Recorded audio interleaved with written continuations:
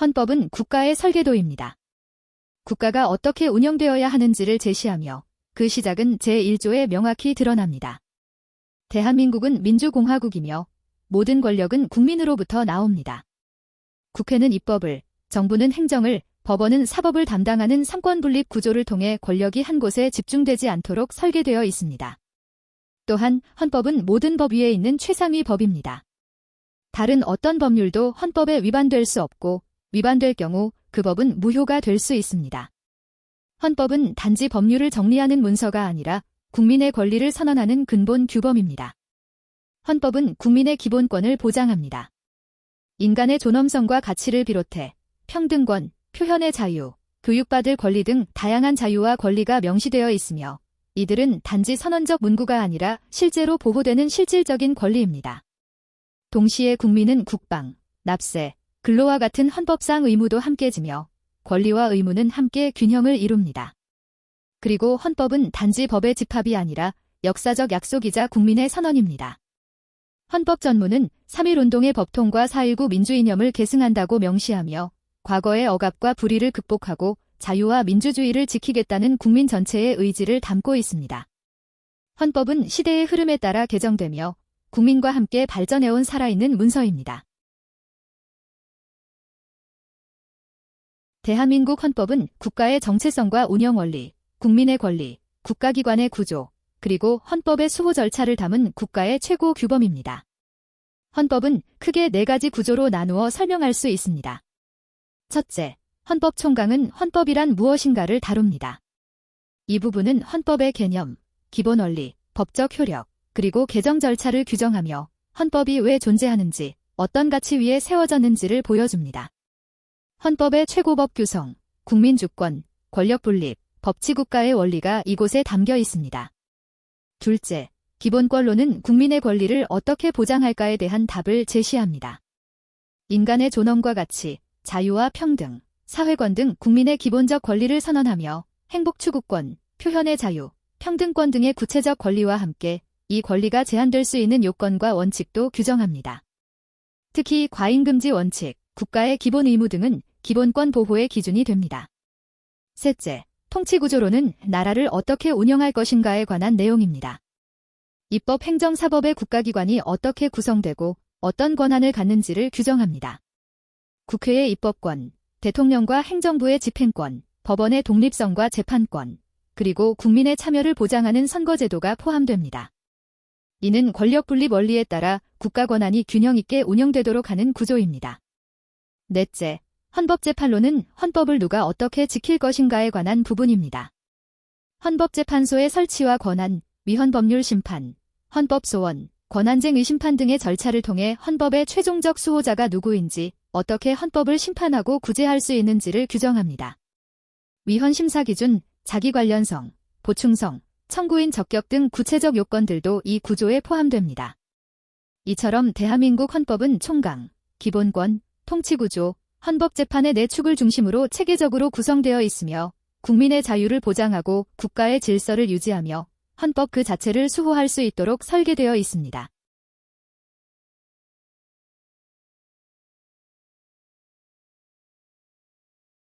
이번 문제입니다.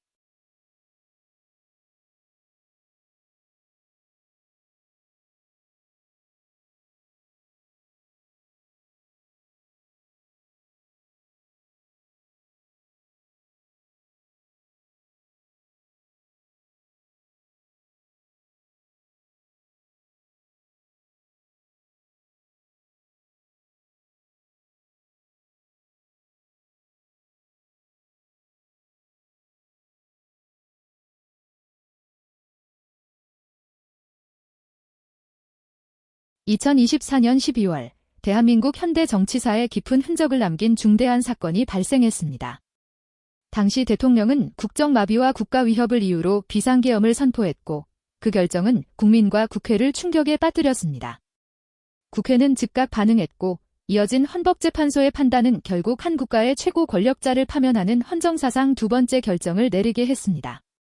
오늘 이 시간에는 왜 계엄이 문제가 되었고 무엇이 헌법을 위반한 것인지 헌재가 어떻게 판단했는지를 살펴보며 헌법과 민주주의의 본질을 다시 돌아보려 합니다.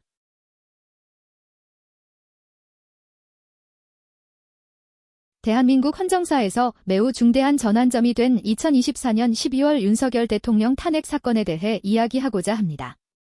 이번 사건은 단순한 정치적 충돌이 아닌 헌법 질서와 민주주의 기본 원칙을 둘러싼 헌법적 판단이 이루어진 사례입니다. 지금부터 그 전개 과정을 시간순으로 정리하고 헌법재판소의 판단 근거와 최종 결정을 함께 살펴보겠습니다. 사건의 발단 및 계엄 선포. 2024년 12월 3일 밤 10시 27분 윤석열 대통령은 국정 마비와 국가 위협을 이유로 비상계엄을 선포했습니다. 이는 제1차 대국민 담화를 통해 국민에게 직접 발표되었습니다. 국회의 신속한 대응. 같은 날 국회는 즉각적으로 계엄 해제 결의안을 통과시켰고 다음 날인 12월 4일 새벽 대통령은 제2차 담화를 통해 계엄 해제를 공식 발표했습니다. 탄핵소추 의결. 그로부터 열흘 뒤인 12월 14일 국회는 비상계엄 선포가 헌법과 법률을 위반했다는 이유로 탄핵소추안을 가결했고 헌법재판소에 탄핵심판을 청구하게 됩니다. 탄핵소추 사유. 총 7가지 국회가 제시한 탄핵 사유는 다음과 같습니다. 계엄 선포의 실체적 요건 위반, 계엄 선포의 절차적 요건 위반, 계엄포 고령에 의한 기본권 침해, 국회 기능 침해, 군동원, 선거관리위원회 압수수색 시도, 언론, SNS 검열 시도, 허위사실 유포 및 국민 기만이 국회가 제시한 탄핵 사유였습니다. 헌법재판소의 판단은 4건 인용, 3건, 기각으로 헌법재판소가 인용한 주요 탄핵 사유는 다음과 같이 정리됩니다. 첫째, 비상계엄 선포의 실체적 요건 위반에 대해서는 대통령이 계엄을 선포한 당시 국가의 안전을 위협하는 중대한 사태에 해당한다고 보기 어려우므로 계엄 요건이 충족되지 않았다고 판단하였습니다. 둘째, 절차적 요건 위반과 관련하여 대통령은 국무회의 심의 등 헌법과 법률이 정한 절차를 제대로 거치지 않은 채 계엄을 선포하였으며 이는 명백한 절차적 위반에 해당한다고 보았습니다. 셋째, 국회 기능 침해에 대해서는 군 병력을 동원해 국회의 입법 및 의결 기능을 실질적으로 저지하려 한 행위는 삼권 분립 원칙을 정면으로 위배하고 민주주의 질서를 훼손하는 중대한 위법 행위로 판단하였습니다. 넷째, 선거관리위원회에 대한 압수수색 시도는 선관위의 중립성과 독립성을 침해할 우려가 있으며 선거관리 체계에 대한 신뢰를 훼손할 수 있는 위헌적 행위로 간주되었습니다. 이 4가지 사유는 모두 대통령의 헌법 및 법률 위반으로서 중대하고 명백하다고 판단되어 탄핵 인용의 근거가 되었습니다. 다음으로 헌법재판소는 다음의 3가지 탄핵 사유에 대해 기각 판단을 내렸습니다. 첫째, 언론, SNS 검열 시도는 실제 실행 단계에 이르지 않았거나 구체적인 행위가 드러나지 않아 헌법 침해로 보기 어렵다고 판단하였습니다. 둘째, 계엄포 고령에 의한 기본권 침해 주장은 계엄의 시행기간이 매우 짧았고 구체적인 피해 사례가 명확하지 않아 실질적인 기본권 침해가 발생했다고 보기 어렵다고 보았습니다. 셋째, 허위사실 유포 및 국민 기만과 관련된 행위는 표현의 자유의 범위 내에 있는 정치적 발언으로 평가되며 중대한 헌법 위반이라고 보기는 어렵다고 판시하였습니다. 이러한 판단에 따라 이 3가지 사유는 탄핵 인용 사유에서 제외되었습니다. 헌법재판소는 피청구인이 헌법과 법률을 중대하게 위반하였을 뿐 아니라 그 행위가 국가의 헌정 질서를 심각하게 위협하고 국민의 신임을 저버린 것이라고 판단하였습니다.